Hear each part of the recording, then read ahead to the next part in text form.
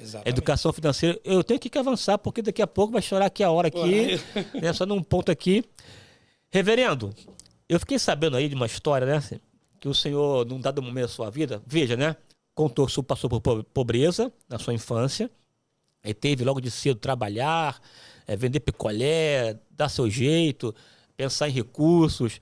Aí foi para o exército, paraquedista, voar alto, correr risco e tal, né? Exato. E sempre enfrentando problema. Aí eu fiquei sabendo, com o senhor conversando, que o senhor chegou um momento que ficou devendo quase R$ 1 milhão, né? Quase R$ 1 milhão. Quer dizer, uma fortuna, para mim, uma fortuna, né?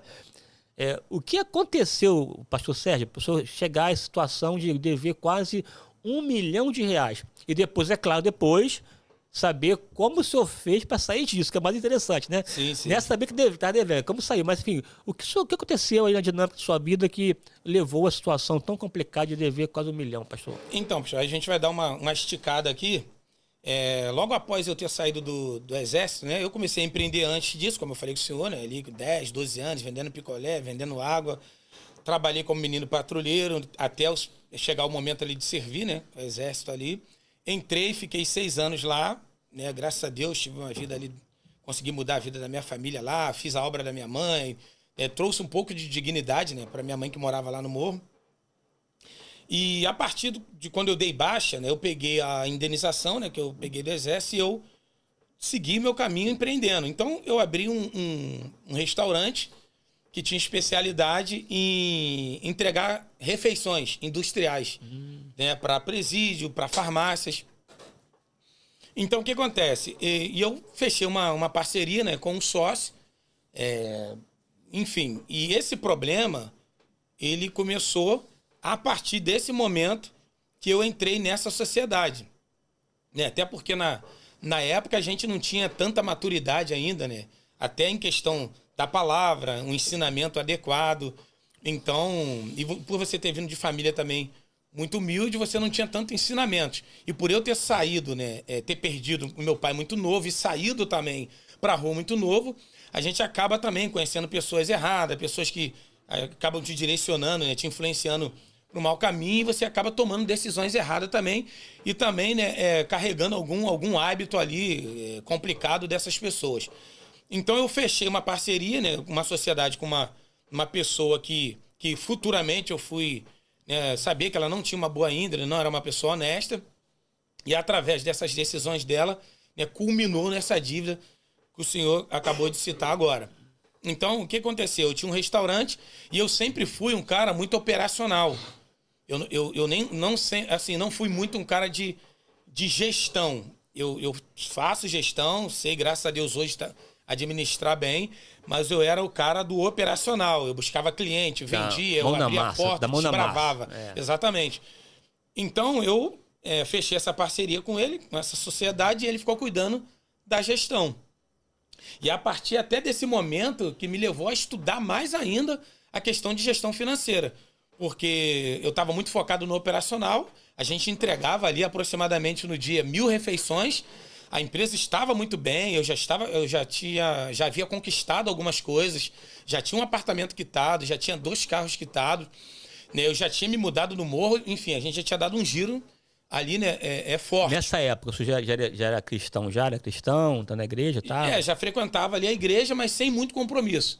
Eu tocava ali na igreja, que eu aprendi a tocar, né, violão, guitarra. Então... Era músico. Exatamente, era músico ali. Desculpa aí, músico.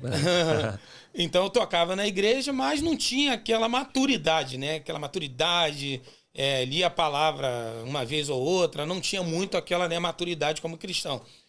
Então, mas já caminhava. Então, através dessa sociedade, né, eu comecei a descobrir, através dali de faturas que chegava, quando parava para fechar o balanço ali, né, o DRE, que é o demonstrativo de resultado, né, do exercício da empresa. E aí as pessoas aqui que têm empresa sabem essa sigla que eu estou falando. E aí não estava batendo, né, não estava batendo ali receita com despesa, e eu percebi em algum momento ali que estava havendo algum tipo de desvio. Então, quando eu fui parar e chamar essa pessoa para poder discutir esse assunto, né, falei com ele que precisava fazer uma reunião, essa pessoa, no dia seguinte, ela não voltou na empresa. Então, assim, eu já sabia que tinha alguma coisa muito grave acontecendo. E essa pessoa recebia ali, o pastor Gilson, já um valor bem expressivo. Porque a gente estava faturando bem. A gente entregava 1.000 refeições por dia. Rapaz. A gente atendia um presídio, atendia a rede de farmácia Pacheco. Não sei se podia até falar o nome que acabei de falar. Pacheco. A gente atendia a rede Pacheco, atendia algumas farmácias, atendia a funerária Rio Pax nessa época também. A gente tinha alguns contratos bons. Então, eu fui perceber que essa pessoa estava desviando recursos e quando eu fui ver, o buraco estava muito fundo e estava quase irreversível. Na verdade, estava irreversível. E aí, quando eu fui parar para analisar, aí tinha muita dívida, dívida em banco, dívida com pessoas. E aí eu fui ver que já estava chegando nesse valor, até ultrapassou esse valor, na verdade, de 1 milhão. Meu Deus. De dívidas. E aí, né, consequentemente, por mais que você tenha habilidade, por mais que você gere renda, eu não podia sair dali, entregar o empreendimento e trabalhar de carteira assinada. Porque nenhum emprego ia me dar uma renda ali ao ponto de eu conseguir quitar essas dívidas. Então, o empreendedorismo, ele te dá essa condição. Né? Você empreendendo com um bom produto, com um bom negócio, ele pode te gerar rendas altas em num curto prazo. Então, como eu já tinha essa veia de empreendedor, o que eu fiz? Dentro de uma crise, eu tirei uma oportunidade. Por quê?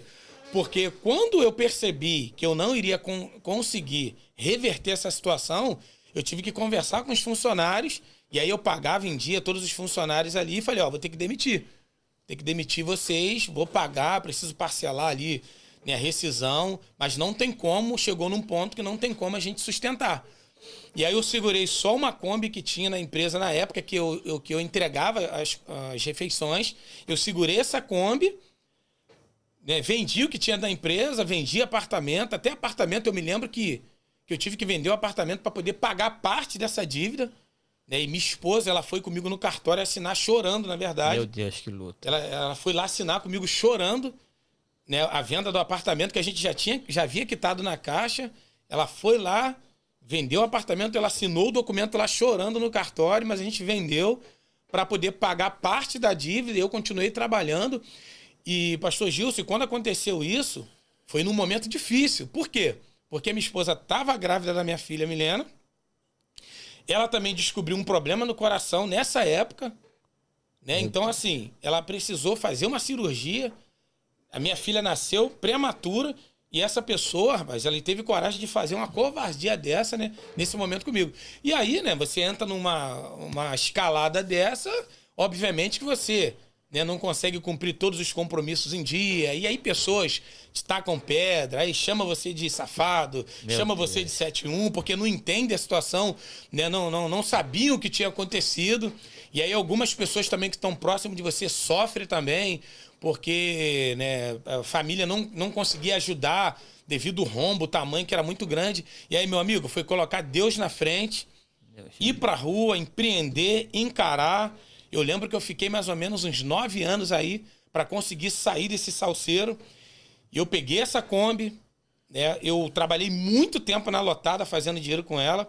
Eu coloquei essa Kombi nos Correios na época, trabalhava nos Correios de 8 até as 5, entregando livros nas escolas, agreguei ela no Correios. E quando eu terminava 5 horas no Correios, eu ia rodar na lotada e trabalhava de 7, 8 da noite, aí ia até 3 da manhã, 4 horas da manhã. Eu fiquei anos e anos dormindo mais ou menos 3 horinhas por dia só.